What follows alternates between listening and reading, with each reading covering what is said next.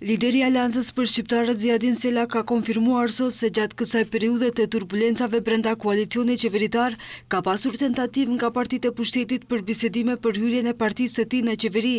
I pyetur konkretisht se a është takuar me kryeministrin Hristijan Mickoski, ai tha se nuk është takuar, por ka pasur tentativë për takim, megjithatë nuk ka pasur interes sepse ASH sipas tij nuk e ka parë politikbërjen vetëm si pjesëmarrje në politik. Ai më tej shtoi se në drejtim të kësaj duhet të ndërtohet standard politik.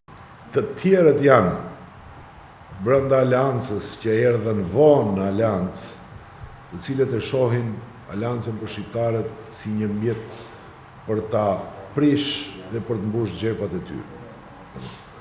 Unë nuk kam këtë simbolik, e thash edhe pak më herët, unë kam simbolikën e njeriu që ka ndërtuar Aleancën për Shqiptarët, ndërsa të gjithë të tjerët tani po kacafyten me njëri tjetrin se kush më tepër do të rrënojë Aleancën për Shqiptarët dhe të përbashkët të dy arbenet kanë shkatrimin e Aleancës për Shqiptarët. Ndërsa unë bashkë me aktivistët tjerë të Aleancës, ne do e rindërtojmë dhe do e rikthejmë ashtu siç ishte.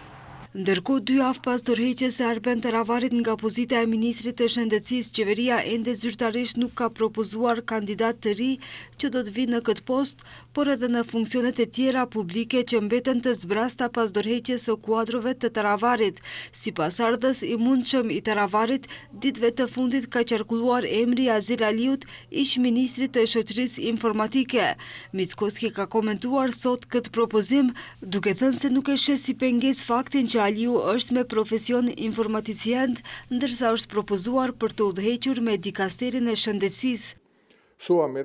Po, unë e kam marrë edhe zyrtarisht atë propozim. Këtë ditë do t'u adresoj deputetëve në kuvent. Me zotrin Aliun njihemi, kështu që mendoj se do të kemi bashkëpunim të mirë në kuadër të qeverisë. Aleanca për Shqiptarët krau i Taravarit vendosi të dalë nga qeveria pas përçarjeve që ndodhen në koalicionin Vlen për shkak të mosmarrëveshjeve rreth kandidatëve për zgjedhjet e ardhshme lokale.